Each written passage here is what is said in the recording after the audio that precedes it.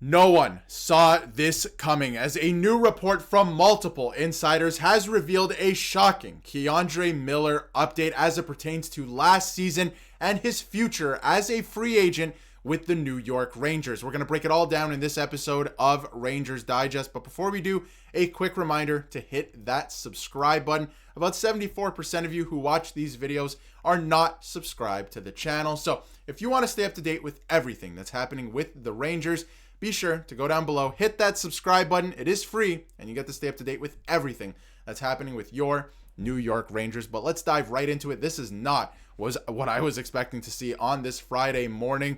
DeAndre Miller, he didn't have the greatest season, and I feel like this news is going to have Rangers fans split, and I feel like I was already turning my opinion on DeAndre Miller heading into next season, and I'll discuss that in just a few minutes as well. But we have a new update on Miller that, again, I was not expecting. This is from Colin Stevenson and multiple other insiders with different information as well. We'll get into that. Molly Walker, Vince Mercogliano, just to name a few. But according to a source, this is from Colin again, DeAndre Miller has had surgery to repair an upper body injury he suffered late in the season. If you remember, he did miss some time. He was actually out of the lineup for a little bit, and we'll get into the record without him this season because honestly, it's pretty shocking. It did surprise me. I didn't realize the record without him because I hadn't seen it in some time. But he did try to rehab it throughout the rest of the season and obviously this very early offseason, but he decided that surgery was the best course of action. He is expected to make a full recovery and be back for the start of next season. So that's always a question mark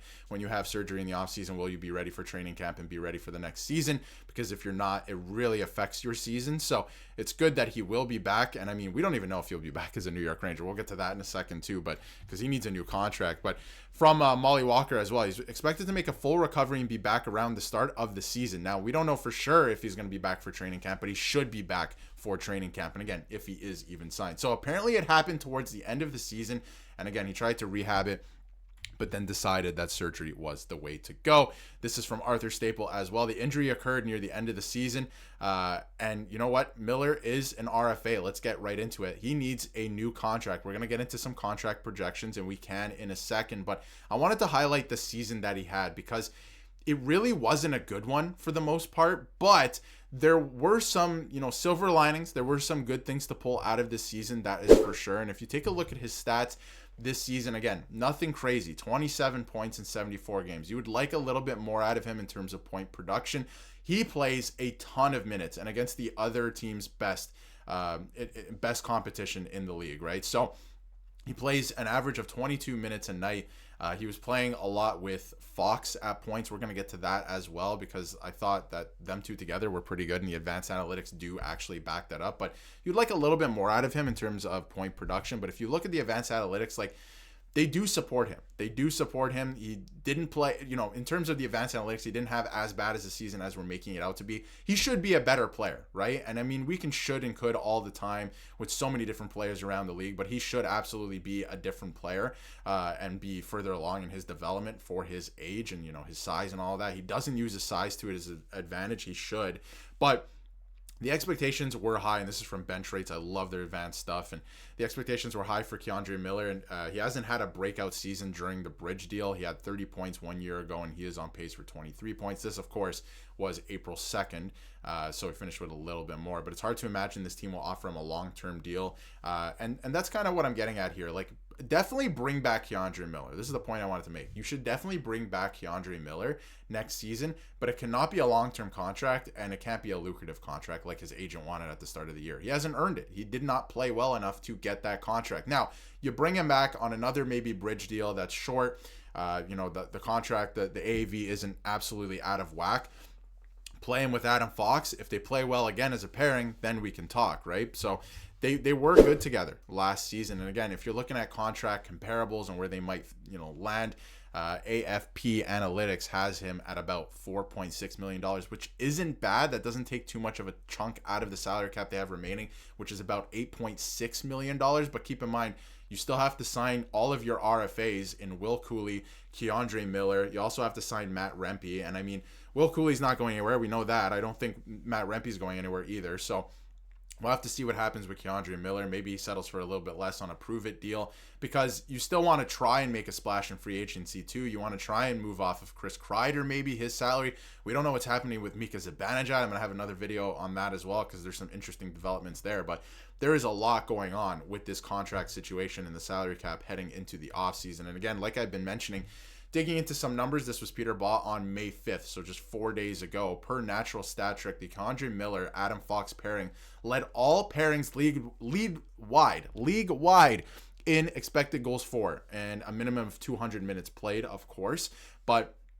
And of course, they didn't play all season together. There's a lot of weird pairings going on, and obviously injuries and stuff like that. And they also outscored opponents 19-12 in 314 minutes. So maybe they should be paired together. Maybe you should re-sign DeAndre Miller paired together, and then you kind of figure out the rest of the lineup, right? We don't know what's going to happen with that left side. There's going to be some moves. Calvin DeHaan's not coming back. I wouldn't bring back a couple players that were playing on that left side. No idea what's happening with Zach Jones at this point. Obviously, you have your right side, I think, solidified with Adam Fox, Braden Schneider, and Will Borgen, right? Like that is solidified, and I actually think that is a good three punch there, right down, obviously, the pairing. So we don't know what's happening with the left side right now. And if DeAndre Miller also leaves this offseason, I really have no idea what's going on. Maybe Gavrikov, that's going to cost a lot, right? We covered that in another video as well. So it's going to be interesting to see what happens. I mean, the Rangers went 1-7-0 without DeAndre Miller this year. They didn't have a great record with DeAndre Miller either, so keep that in mind for what it's worth. But if we let him get surgery instead of letting him play through it, Matthew Schaefer would have been ours. And you know, you can think about that all you want. The Rangers are still going to get a very good player in the draft this year. And obviously, DeAndre Miller tried to block out the noise and all of that. They were talking about, you know, a lot of how the season didn't go well in the locker cleanout day and all of that. And obviously, he's looking for a better season. Talking Rangers gave him an F on his report card for the season, which an F I think is harsh, because there was a lot of really good things to pull out of his season. Way more negative than positive. I will give them that. But an F, I think that is maybe a little harsh. But again, I think I'm starting to turn a little bit. My opinion's starting to change a little bit on DeAndre Miller, because you can't just give up players like this because they had disappointing seasons, right? Like, there's still a lot here. Should he be further along in his development? Should he be a better player?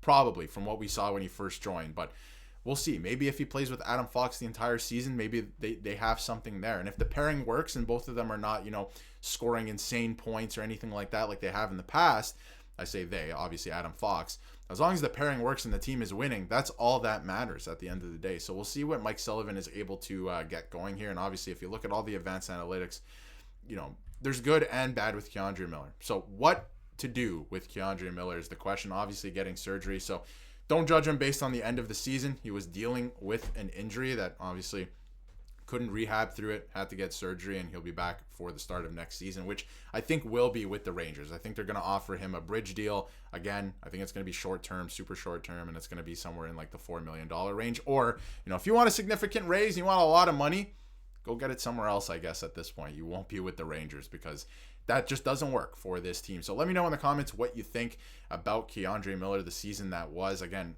looking back on it, hindsight 2020, I don't know if it was that bad. There were a lot of positives to pull from it still, but again, the player has low hockey IQ. We know that. He doesn't play physical for his size. Those are things that have to, I don't know if you can fix the hockey IQ thing at this point with his age, but you can definitely, you know, tell him to play more physical. So we'll see if the new coaching changes any of that. And again, we'll see if the Rangers end up signing him and to what. But let me know what you think in the comments. And if you haven't yet, hit that subscribe button so you can stay up to date with everything New York Rangers.